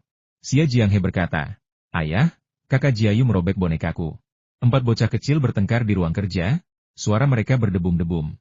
Kepala Xia Feng semakin membesar, dan ia mulai merasa pusing. Anak-anak normal bahkan belum bisa berbicara saat berusia 6 bulan, apalagi berjalan atau berdebat. Namun, anak-anaknya sudah mulai menggambar, bermain-mainan, dan bertengkar. Yang membuatnya tertawa dan menangis adalah ia harus memediasi perselisihan seperti ini beberapa kali sehari. Kalian ini, kok bisa akur sih? Berbagi mainan dan main game bareng. Kenapa harus bertengkar? Xia Feng bertingkah seperti ayah yang tegas, tidak melindungi siapapun, dan mengkritik 4 bocah nakal itu. Jelas saudara Xialong yang melakukan kesalahan, kata Xia Feng. Aku tidak melakukan kesalahan apapun. Aku hanya ingin membantumu menambahkan sungai, kata Xiaolong. Kamu harus mengganti mainan itu denganku, kata Liang Jiayu. Kau harus memberiku kompensasi untuk boneka itu, kata Xia Jianghe. Ayahnya yang tegas itu sama sekali tidak memiliki wewenang, dan keempat bocah nakal itu terus bertengkar. Xia Feng memegangi kepalanya dan bergumam dalam hati. Tuhan, tolong selamatkan aku. Tang Yuyan tiba-tiba masuk dari ambang pintu. Hei, apa yang kau lakukan? Kau berlari ke ruang kerja ayahmu pagi-pagi untuk bertengkar. Kau mengganggu pekerjaannya. Xia Feng berdoa kepada dewa untuk menyelamatkannya, dan dewa itu mengirimkan seorang dewi untuknya. Perut Tang Yuyan sudah sedikit membuncit, dan ia kini semakin jarang mengunjungi Biro 101, kebanyakan hanya memberikan perintah jarak jauh dari Ping Anju. Jika itu orang lain, pasti tidak akan berhasil, tetapi ia sedang mengandung anak Xia Feng, jadi tidak apa-apa. Para petinggi negara sudah lama tahu betapa cerdasnya anak-anak Xia Feng. Setiap anak yang dikandung Xia Feng bagaikan menumbuhkan bakat luar biasa bagi bangsa. Siapa yang bisa mengeluh karena punya terlalu banyak anak? Dan bagaimana mungkin mereka tidak terlindungi dengan baik? Tang Yuyan meletakkan secangkir teh oolong di meja Xia Feng dan berkata lembut, sayang, teh ini baru diseduh. Rasanya agak panas. Minumlah nanti. Xia Feng tersenyum dan mengangguk. Wu Niang, kata Xiaolong, apakah kamu melihat ibuku? Tang Yuyan berkata aku melihatnya, itu di luar. Berbicara tentang Long Bing, Long Bing masuk dan bertanya, Xiaolong, apa yang ingin kamu lakukan dengan ibumu? Bu, aku lapar. Xiaolong membuka lengan kecilnya dan berlari ke arah Long Bing. Bu, aku ingin minum susu. Wajah Long Bing tampak malu. Kamu sudah berlarian, jadi sebaiknya kamu makan saja. Kenapa kamu masih minum susu? Aku tidak akan memberimu susu. Tidak, aku ingin memakannya, aku ingin memakannya. Xiaolong berguling dan menangis. Long Bing tidak punya pilihan selain mengangkat pakaiannya untuk memberi makan Xiaolong. San Niang, aku juga ingin makan. Liang Jiayu menghampiri Long Bing dengan mata berbinar-binar, menatap Xia Feng yang sedang makan dengan lahap, dan merasa sangat iri. Beberapa garis hitam tiba-tiba muncul di dahi Long Bing. Cari ibumu. Aku pergi. Liang Jiayu cemberut, ada satu yang kosong. Long Bing. Pada saat ini, Jiang Rui, Liang Xiao, dan Fan Fan masuk, dan seluruh keluarga berkumpul di ruang kerja. 3 anak lainnya meminta susu, dan ketiga ibu itu mengangkat pakaian mereka untuk menyuapi mereka. Ruang kerja tiba-tiba dipenuhi suara gemerisik, dan juga pemandangan indah seputih salju yang membuat orang-orang semakin bersemangat.